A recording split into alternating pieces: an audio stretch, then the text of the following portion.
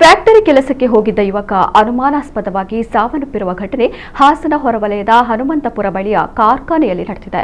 27 ವರ್ಷದ ಪುನೀತ್ ಮೃತ ಯುವಕ. ಪುನೀತ್ ಕಳೆದ 6 ತಿಂಗಳಿನಿಂದ ಕಾರ್ಖಾನೆಯಲ್ಲಿ ಎಲೆಕ್ಟ್ರಿಷಿಯನ್ ಆಗಿ ಕೆಲಸ ಮಾಡ್ತಾ ಇದ್ದ. ಬುಧವಾರ ಎಂದಿನಂತೆಯೇ ಸಮವಸ್ತ್ರ ಧರಿಸಿ ಕೆಲಸಕ್ಕೆ ತೆರಳಿದ. ನಿನ್ನೆ ಮಧ್ಯಾಹ್ನದ ವೇಳೆ ಕಾರ್ಖಾನೆಯ ನೀರಿನ ಸಂಪ್ನಲ್ಲಿ ನಿಂತಿರುವ ಸ್ಥಿತಿಯಲ್ಲಿ ಪುನೀತ್ ಮೃತದೇಹ ಪತ್ತೆಯಾಗಿದೆ. ಪುನೀತ್ ಬೆಳಗ್ಗೆ ಸಮವಸ್ತ್ರದಲ್ಲಿ ಕೆಲಸಕ್ಕೆ ಹೋಗಿದ್ದು, ಆದರೆ ಶವದಲ್ಲಿ ಸಮವಸ್ತ್ರ ಬದಲಿಸಲಾಗಿದೆ.